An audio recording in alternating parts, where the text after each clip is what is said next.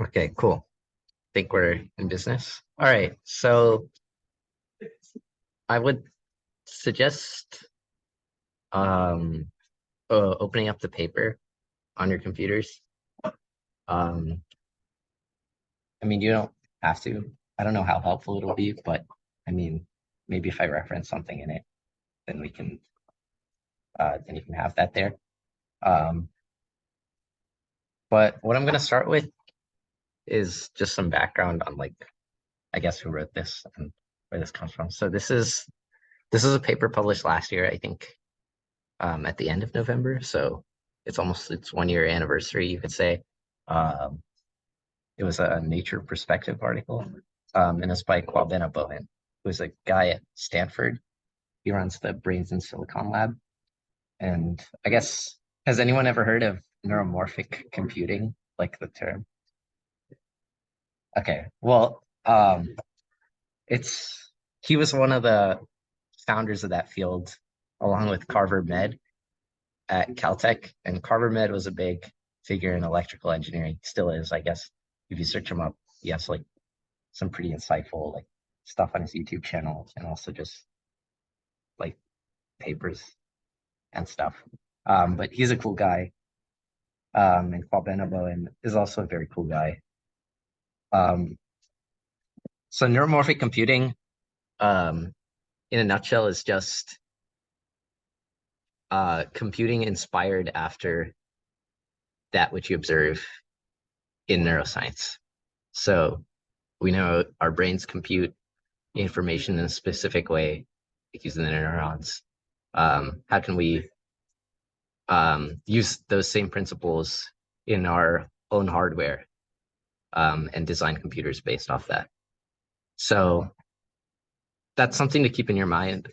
This is one, I guess, proposition of something you could do within neuromorphic computing. It's actually something I think Bowen's lab is doing right now. Um, he gave a talk here about this very same paper like a few months ago. Um,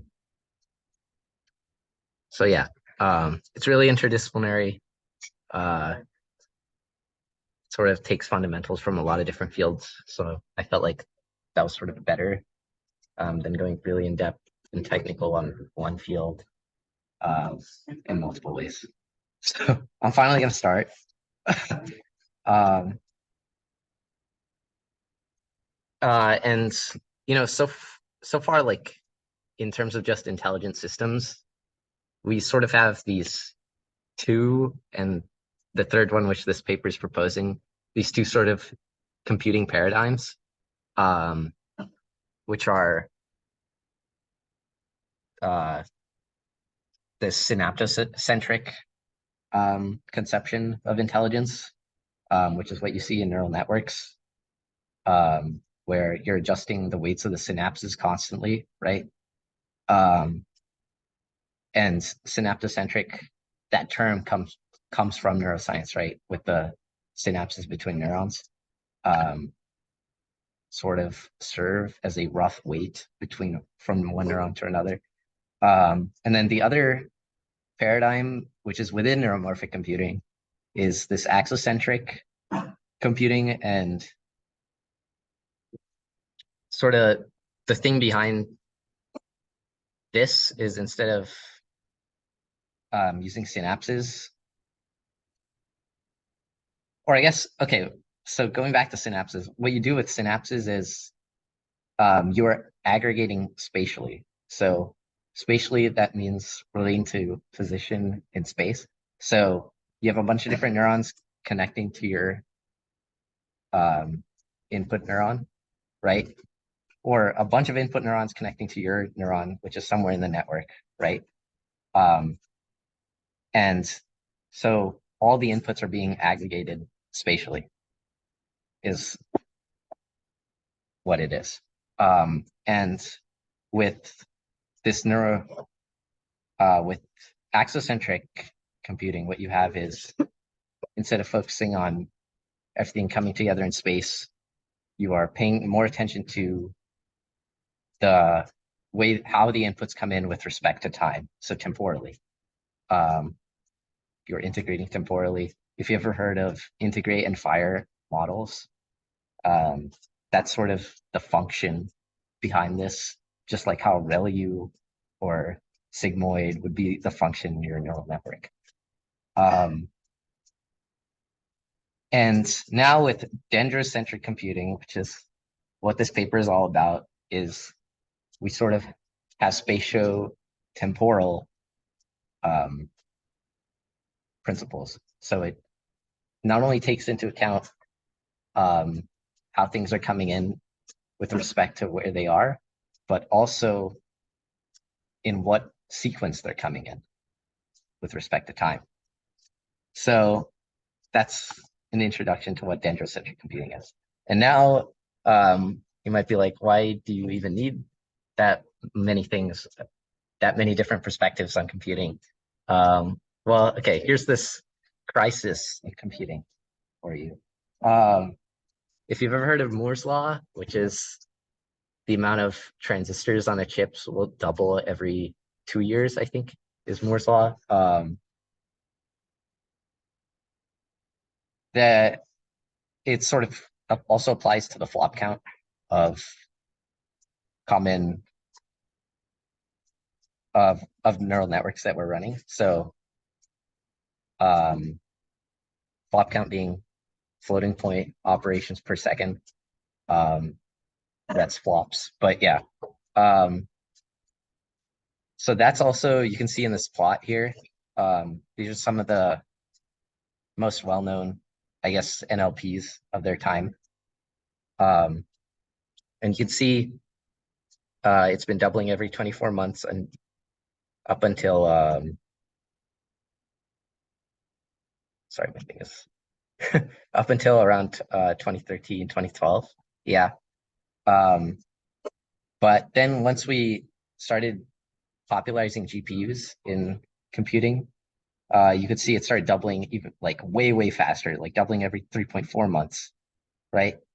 And now with these transformer models and these more advanced language processing models like GPT, it's doubling every 2 months. So this is 12 times faster than Moore's law, and Moore's law was already pretty fast. Okay. If you've ever looked at the physics of Moore's law, we're sort of approaching we're approaching a limit with how fast, how small we can make transistors. So that's what brings about this hype on quantum computing and whatnot. It's because we need to get smaller. So the engineering can't keep up with what we need. So that's the problem. Now here, I'll explain what dense 2D and dense 3D means here on this plot first. So currently on chips, we have two-dimensional chips, right? It just has a length and a width, and you layer a bunch of transistors on it, right? And that has a lot of energy usage, depending on the number of neurons, because the more transistors you have on a 2D chip, the farther each signal that a single transistor makes has to, like, each signal has to travel further to get to another transistor, relatively speaking, right? So one way to circumvent that is, oh, just make the chip 3D, right? So keep stacking 2D chips on top of each other effectively. And that works to help you deal with the sort of engineering computational problem, right? But it brings about another engineering problem, which is the thermal issue. And I'll discuss that later. But here, this plot kind of shows what's the energy usage of a dense 2D chip would look like versus a dense 3D chip, right? And over here, we have a sparse 3D chip. So the idea is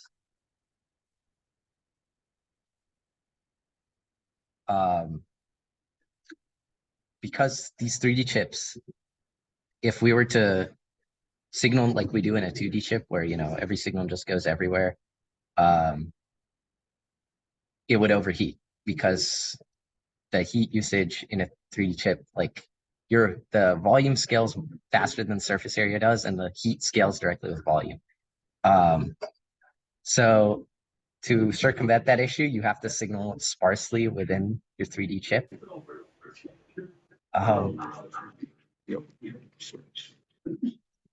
There you go. Okay. So you have to eliminate those redundant signals in such a fashion in your 3D chip such that your energy usage is scalable, right? And that's exactly what biological brains do, is they have sort of sparse signaling. And you can see the energy usage, sorry about that, the energy usage on this plot, it scales linearly versus, in a dense 2D chip, scales to the square versus density chips to the power 1.5. And if you actually look at this plot, right, to sort of put it into perspective, if a fly's brain were to scale like a dense 2D chip instead of like a sparse 2D chip, it would use as much energy as a human's brain. So that's how inefficient we are currently compared to nature. And yeah. What does it mean by a 2D or 3D chip? Is it the physical arrangement? Yes, pretty much. It's in the paper. He has a little box detailing it, but currently we just have transistors like length width on a 2D chip. A 3D chip would just be, keep stacking transistors on top of that. He refers to them as units, right? So you can apply it to like neurons in the network too. But yeah, that's 2D versus 3D. So he goes into the theory of, why you need to signal sparsely, and that's what all these slides are on. But TLDR, you need to signal sparsely to get the scaling. And instead of using binary, you can use like an n-ary number system where like each neuron represents a number, and a neuron will take in a bunch of input neuron numbers, right? So that allows it to recognize a number instead of binary, it would recognize it as n-ary, where n-ary is the number of neurons that it's taking in. So there's more information conveyed through each signal. But that's a very oversimplified explanation. You can read the paper, but yeah, it's information stuff, and it's also not the point of this talk. So why don't we look into like how the biological brain actually, signals sparsely? And for that, we look at the main computational unit in biological brains, or in mammalian brains, because that's the most efficient of all, which is pyramidal neurons. And I guess something interesting about these pyramidal neurons are these spiny dendrites. So on the left, you can see that's your typical pyramidal neuron with some of the parts labeled. And if you zoom in on these dendrites, you can see in figure B, right? They're like these little spines sticking out of it.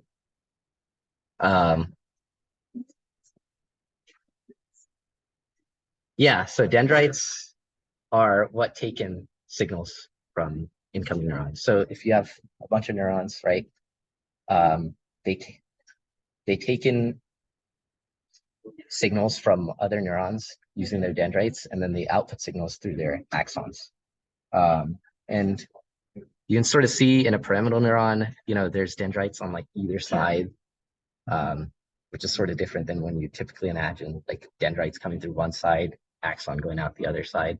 But pyramidal neurons are the main computational unit. They take in a lot of information. So they have a lot of dendrites everywhere. But let's, yeah. When you say so pyramidal neurons are mammalian brains, and then you say they're the main computational unit. Process. They do most of the processing. Yeah.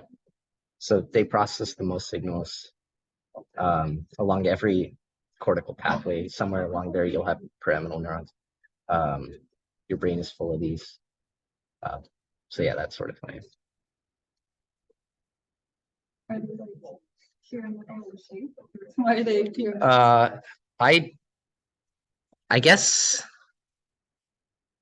I don't know why they're called pyramidal, to be honest. They're not really pyramidal in shape. I mean, you can see the in figure A, like, I mean, you could maybe like imagine there being like two pyramids there, but I guess because they're so mysterious, just like the pyramids. So okay, on to why we actually care about those spiny dendrites, right? So what happens at those spiny dendrites is, this is some neurobiology. So presynaptic neurons, which are neurons that are giving their signals into those dendrites, they have an action potential or a spike. They run a signal, and that signal releases glutamate, which is a neurotransmitter, into the synaptic cleft, which is the little gap between the dendrite and the presynaptic neurons axon. And that glutamate binds to AMPA receptors, which are just the receptor for glutamate. I think the full form is like I actually don't know, but it's some long biochemistry word that doesn't really matter. So it binds to the AMPA receptors on dendritic spines, right? And that takes like 2 milliseconds. And what that causes is a net influx of positive ions into the spine. And that causes a small depolarization. So normally these spines, they're slightly negatively charged, their memory potential. And when you have a flux of positive ions, right, the memory potential is going to go up. So it's depolarized. And that depolarization spreads throughout the dendrite, right? Spreads through the neck of the spine and along the dendrite. And then that depolarization reaches another spine down or up even. That depolarization reaches another spine or another segment of the dendrite. And if that happens at the same time as an action potential is reaching that other spine, then it'll all sum up into a larger depolarization, and the cycle keeps continuing along the dendrite. So additionally, right, you have these NMDA receptors on those spines, and those also bind glutamate, but it takes a lot longer, like 100 milliseconds versus the previous 2 milliseconds for AMPA receptors. And they're also voltage gated, so they need prior depolarization before those things can fire. And they also have sigmoidal voltage dependence. So what that means is medium depolarizations are more amplified than small depolarization, right? You can imagine a sigmoid function, which is just a logistic function. It's an S curve. So smaller numbers won't go up as high, but medium numbers and large numbers will have a higher output. And you can see sort of in the figure on the right, you can see the spikes coming in sequence, or the spikes refers to the presynaptic action potential.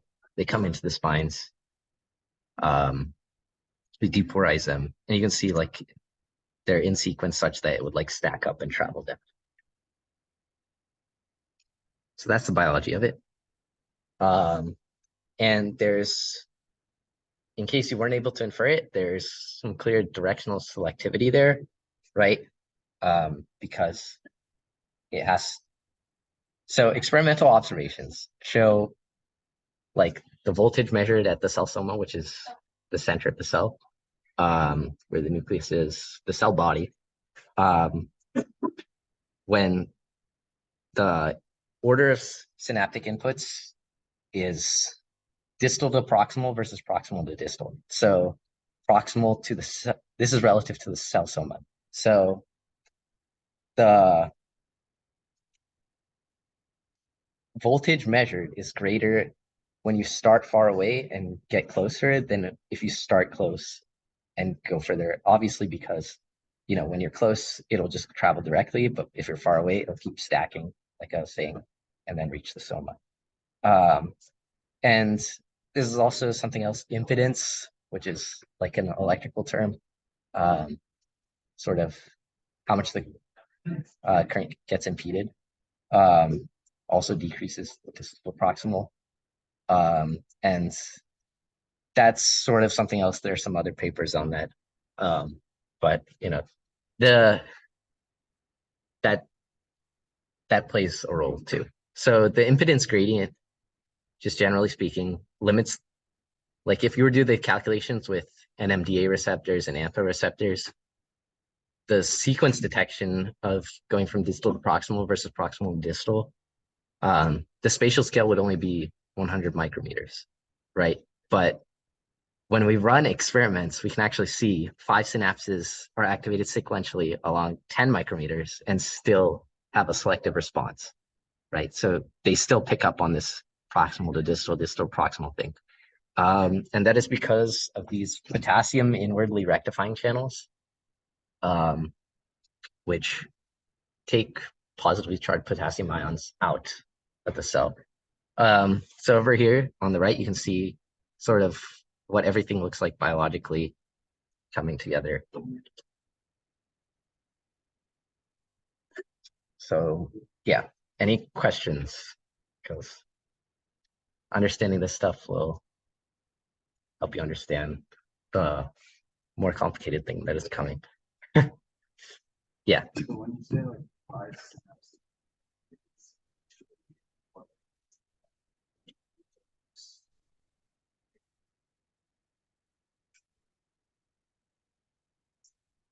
Yeah, right. So like I was saying, the impedance gradient, like normally would limit the sequence detection to 100 micrometers. That's the minimum. Like there's technically no maximum, right? Because if you kept going, you could still pick up. So like that's as far as you can, that's as small as you can go in theory if you wanted the sequence detection. But when we run it on synapses with only 10 micrometers long, or a dendrite 10 micrometers long, it's still able to pick it up. So there must be something else, and that's these potassium inwardly rectifying channels, and those take positively charged potassium ions out of the cell as things are going. And yeah. Okay. So next slide. Might be scary, don't be scared. There we go. So what Dr. Bowen did, because he wanted to understand, the spiny dendrites and how they work, he modeled them biophysically using these two differential equations. And you can see all these constants, right? And all these terms in the equation. I'll break them down in the next couple of slides, so don't worry about that. What I just want you to care about is what each equation represents. Like there's two equations, right? Nu, which is sort of this sharper V, is the spine head, and upsilon, which is that curvy V, is the dendrite segment associated with that spine. So think of it as you have dendrites going down long, and then you have a bunch of spines sticking out of that dendrite, right? So each spine will have a little piece of dendrite, right? And then the signal travels down that dendrite segment, and there's spines next to it, right? So we separate those two. We have two different differential equations. And why is that? Look at this figure again, right? You can see the channels are actually different. And the voltage gradients are also different. So separating them just makes the model more accurate. So let's look at the spine head equation first. This might require a little bit of knowledge, but first of all, I'm just going to explain these more arbitrary constants, which are these tau spine and this S channel and G channel. So for some reason, I guess he just has these for clarity, but in terms of more fundamental values, right, where C is capacitance, G is conductance, and then S is E ion. E ion, by the way, is the resting potential of that ion. So the resting membrane potential of an ion. I think so. I think that's right. Yeah. And so, yeah, I've replaced. So you can replace all those arbitrary constants with these more fundamental terms like capacitance, conductance, all the constants over here in the bottom left. We can go ahead and substitute those out. Yeah. If you write the inductance term in terms of Resistance. or term, Yeah. Is it like very similar to RC circuits?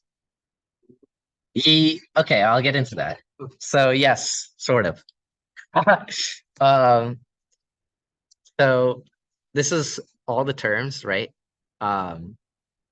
If you break them down, you can see what each of them mean. Where epsilon j, remember, is the segment, right? And then nu is the spine. So when you subtract the segment from the spine in that first term, you'll get the voltage between them, which is the neck voltage, right? And voltage, you can sort of think of it as like a gradient, almost.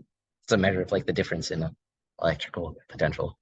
And then the second term from the left would be the potassium inwardly rectifying channel. So this describes those dynamics. Then you have one term for the NMDA channel, and then the last term for the AMPA receptor. And you might be like, oh, the NMDA and the KIR channels, they're a little more complicated than the AMPA receptor. And remember, that's because NMDA and KIR are voltage gated. So AMPA is not. It's just based off the signal coming in. So it should all sound very familiar. Like you mentioned, RC circuits. I wasn't expecting anyone to mention that, but yeah, there's a special kind of circuit in computational neuroscience, which is the Hodgkin-Huxley model at the top here. I don't know if any of you guys have heard of this, but what the Hodgkin-Huxley model does is it models a neuron. I can actually pull up another slide describing the Hodgkin-Huxley model. But it describes the membrane of a neuron using an electrical circuit. So the membrane of a neuron has sodium channels, right? Potassium channels, and the membrane itself can have some capacitance, and also you might just have some ions leaking through, right? So that's what each of those terms are. So I stim is the current that comes into the neuron. And then each of these G terms, right? So GNA is sodium, right? GK is potassium. Each of those are conductance values. And conductance times voltage, right? Those are all current terms, right? When you multiply conductance times voltage, you'll get current. So all the terms on the right side are current. And on the left side, capacitance times the change in voltage. Notice the V dot, that's the derivative of the voltage, the membrane potential voltage. So that's also a current term. So the Hodgkin-Huxley model, which is that equation at the top, just describes the dynamics of a neuron's membrane as an electrical circuit, and you can just split into those terms. And it's really, really similar to our spine head equation. Once you substitute in those stupid constants, like I was saying. So once you substitute in the G channel, right, and the tau spy, you can see, right, once you, I think you have to divide out by G neck.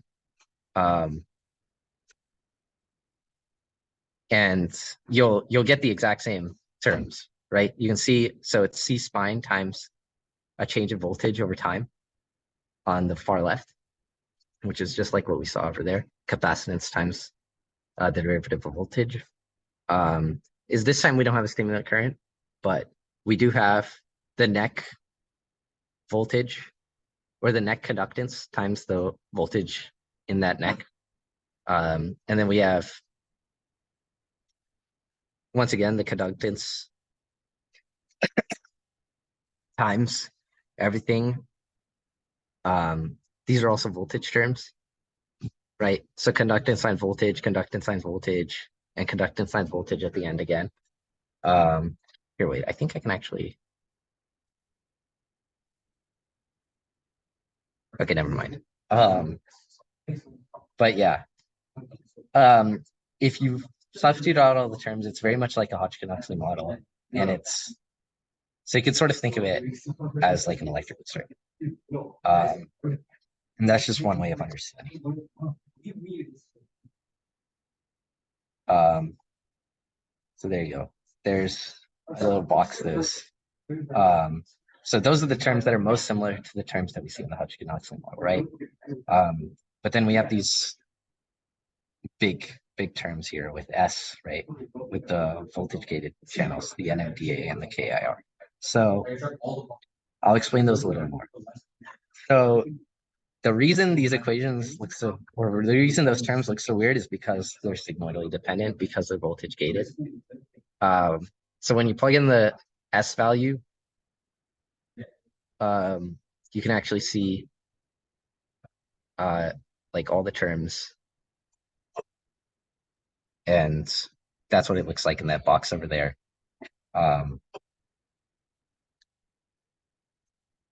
Something to note, I guess, VHA is the membrane potential at which ion conductance is at half its max. So each ion, right, as the ion amounts change over the membrane, they'll be more or less conducive across or out of the membrane. Like they will move in the direction of there being. So if there's more ions outside the membrane and less of that ion inside, the ions will want to move in because balance. Gradient, that's chemical gradient. And VSP, the reason you might be like the change in memory potential that E folds the activation voltage sensitive conductance. What does that mean? E fold is the base E analog of doubling. So if I say something doubles, it increases by a multiplier of 2, right? When I said something E folds, it increased by a multiplier of E. So the reason we have this, all these terms involving E, right, is because E is very good at, or E is generally used to describe sigmoidal functions. If you've ever seen like logistic equation, they'll have E in there. And there's some normalizing terms in here. But I just want to give you sort of some intuition for each of the terms of this equation. So that's how the KIR and NMDA terms work. So now I'll go back to the segment equation. And you can see it's a little different. Some parts are the same. You can see the sigmoidal, the voltage-gated potassium channel and the voltage-gated sodium channel. Those are the two terms on the right. Those look very familiar to what you saw in the spine head equation. And you also still have that, the very first term in the equation, which is voltage difference. between the spine head and the segment. So the only term that's really new here is this middle term, right? With this L squared multiplied by all these voltage terms. So J plus 1 and J minus 1, they refer to the index of that segment or of that spine head. So if you have some segment spine head on the dendrite, that'll be J, right? J plus 1 would be the next one down. The dendrite, J minus 1 would be the previous. So this constant L, it's set by the conductance of the neck and the resistance of the segment. So when you plug that all in, right, you can see it simplifies, or it becomes sort of this Vj minus 1, T minus 2 Vj, T plus Vj plus 1, right, over R segment times V neck.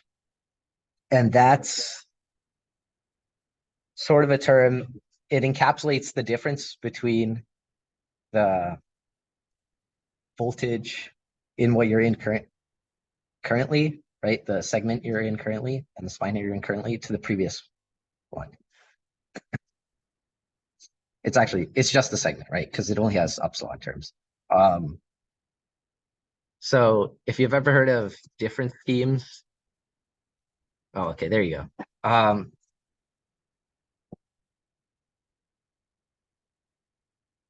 If you've ever heard of difference schemes, like in numerical differentiation, it's very similar, right? Where you're trying to find the derivative of something by averaging out how much it changes in the left direction versus how much it changes the rightwards direction. So that's what that term is doing. So now going back to the whole model, which you should have some intuition for now. This is it in all of its glory. There are all the constants. Those are the two equations, and there's even that biological picture where everything happens. So it is 5:38, so I'm going to go a little faster. I'm going to probably skip through some parts. So what happens when you actually take these differential equations, right, and run them? Like, are they a good model for this, for the biological system we wanted to model, right? Which was that spiny dendrite. And turns out, yeah. So you can see when you have a potential, it advances along the dendrite, which is exactly what we expected, right? And it transitions spines from rest to plateau, which is the spike state, right? But if you swap two consecutive spikes, you know how, because the spikes are supposed to come in with a specific spatiotemporal order, then the plateau halts at that skip spine, which is exactly what we expect, right? Once again, those neurons were selective, spatiotemporal order, with all these channels, because you won't get the proper depolarization if you don't have everything coming in at the right time and at the right place. So there you go. There's the biological explanation. The subsequent location receives a spike at 5 opens and they stop the AMPA current. So basically, yes, our differential equation model is a pretty good approximation of what we see here. So here are all the phase planes for these differential equations. So you can sort of plot, the voltages, and then all the arrows are the derivative terms. So that shows you how sort of something changes. Sorry, how something changes at each voltage point. And you can sort of see there's 3 points where the plots intersect, or 3 key points where all the arrows intersect. And those 3 points are, when this is comparing VK and VK plus 1, so a spine and then the next spine over. You can see they're either both at rest, or one's at, or the VK plus 1 is at rest and VK is at plateau. That's point 2, right? Or they're both plateauing. Right? So you can sort of think about that biologically, right? If they're both at rest, nothing's happening. Or if over at point 2 where K is at where K is plateau and K plus 1 is at rest. So that's when signal is just coming to K and it hasn't yet traveled to K plus 1. And then the third point, right, where it's plateau, the signal is now traveling, right? So both voltages are K. And that's when you have NMDA conductances. And you can see when the NMDA, so when we reduce the NMDA conductances, what that means is the NMDA channels are no longer active, right? Or they're not conducive anymore. So that changes the phase space, and you see the only intersection point now is rest. So that accounts for, the skip spine, right? If you skip it, it'll halt the plateau, everything goes to rest. And there's the energy diagrams. I'm going to skip over these, but they're in the paper if you want to look at them. Actually, this one is in the supplementary information. The model is all in the supplementary information. It's pretty insightful. So read the supplement along with the paper if you want the best experience. So now we know, okay, we have a good model of, how these spiny dendrites work biologically. And we know they're sensitive to spatiotemporal order. They signal sparsely. How can we implement that into real hardware? And that's using these ferroelectric capacitors whose polarization energy varies in a double well shape with applied voltage. So they're either at rest or they're at plateau. And there's a barrier between that, right? So that's that energy barrier that I would have shown in Virginia diagrams. But basically within the ferroelectric material, there are dipoles. And if you apply a voltage that's strong enough, the dipoles will flip. So it'll overcome the energy barrier. It'll go from one state to the another. And if these capacitors, they're in sequence, flipping dipoles in one capacitor will lower the energy barrier for flipping them in another, right? And if that rings any bells to what I've been saying about how, if one spine triggers, it'll make it easier for the next spine to trigger. So this is pretty much exactly what we're looking for. So we can use just field effect transistors, these FETs. We can replace the gate with these ferroelectric capacitors. And then they'll conduct current when everything's appropriately biased. Now, how do we make it respond to specific sequences? So it cares about the temporal order and not just the dipoles being flipped in the right time or at the right moment with respect to one another in space, right? And you can do that using this butterfly network, which will arrange inputs into a spatiotemporal order. And then there on the right is just sort of a 3D visualization of what kind of device you can make out of these ferroelectric FETs. So there you go. Main take is this slide is not that helpful, but yeah, that's basically the whole talk. What I did want to say is this whole idea of biophysical modeling or just modeling in general of a specific mechanism in a neuron or just a single neuronal cell is a whole sort of field in computational neuroscience and neurotechnology in general. It's really important because it's the theory of everything sort of behind neuroscience. And if any of you guys are interested in a sort of biophysical modeling project or something else out of the space, or if you want to make the ferroelectric gates, if you want to try and make the device, you could do that too.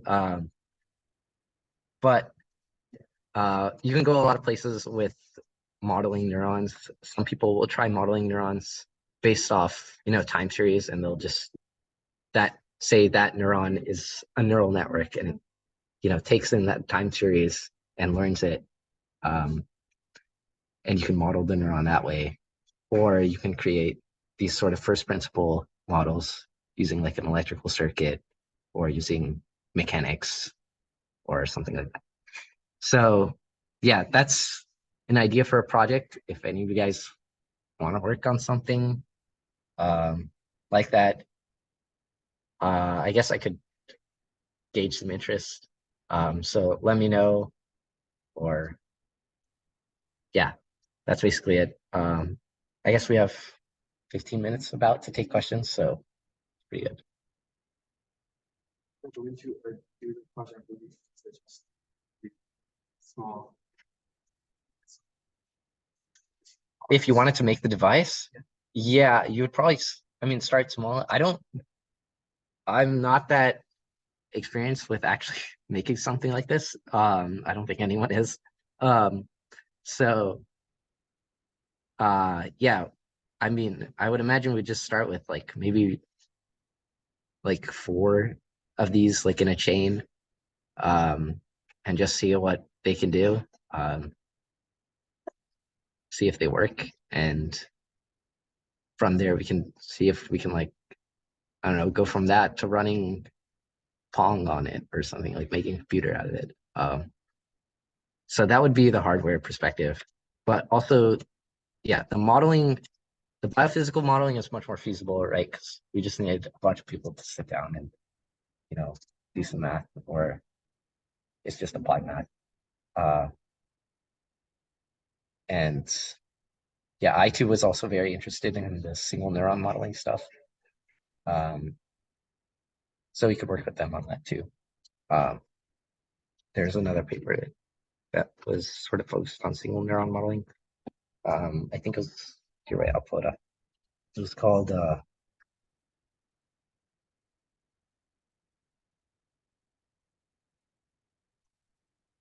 ultra fast simulation of large scale neurocortical microcircuitry with biophysically realistic neurons by Victor J. Ola. So I guess if you search ultra fast simulation, Ola et al., you might get it. So yeah, that's where they're modeling single neurons as neural networks. So each neuron is a neural network, and they see if that's biologically realistic. This whole idea of modeling a specific mechanism of a neuron or a neuron in general is important. So that's the Hodgkin-Huxley model. It actually won a Nobel Prize. So that's how important it is. Yeah. Any other questions? Unrelated, but yeah, the pyramidal neurons are pyramid shaped. The cell body. Well, yeah, like I said, it's kind of a far-fetched pyramidal shape. You could see, I guess, yeah, the cell body is pyramidal shaped. So yeah, there you go. But things aren't that nice in nature. So yeah, I guess, yes, they are pyramidal shaped. The cell body is pyramidal shaped. If you look in the middle, the soma is sort of more triangular. If you were to like Yeah. open this, let's say like, I don't know, I don't know if this is right. Probably use like so the scale of this is like really small. Yep. Nanodendrites is sort of just a term we made up for the paper. Each nanodendrite is, one of those FETs. And I guess, for simplicity's sake, you might be able to make them any size, but they are small just in real life. But yeah, like I said, I have no idea what the perspective on that project looked like. But what is really doable is just modeling neurons mathematically or with machine learning or something.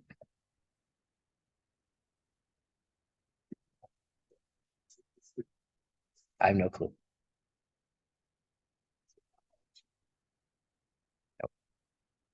Yeah, I can try. I would imagine each individual piece shouldn't be too expensive.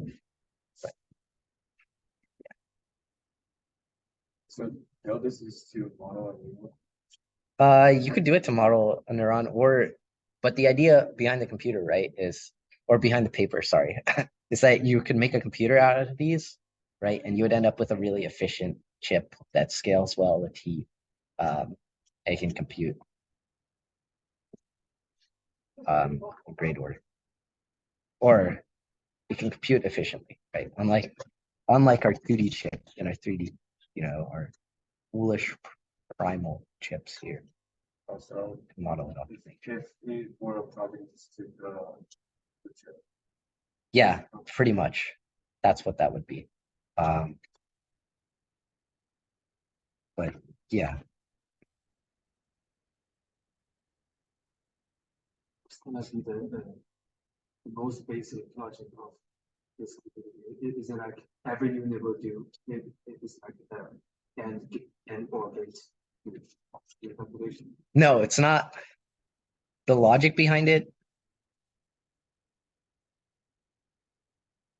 it would not be comparable to the AND nor XOR logic gates that we have, right? Because those are based in binary. These are not. So to work out the logic for it, I have no idea what you would do. Once again, this is a very far-fetched, like this is literally what they're doing in the Brains at Silicon Lab, if you wanted to do something like that. So yeah. But I guess something about Bowen's model here, the differential equation one, is a guy over at the Allen Institute, when I showed this to him, he told me like those NMDA receptors, like they don't show up on the spines usually, or only very specific ones. So you could say like this model is actually not totally accurate. So that's the thing about these applied math models. They can always be improved. The Hodgkin-Huxley model is very basic. So yeah, you just need to know some math.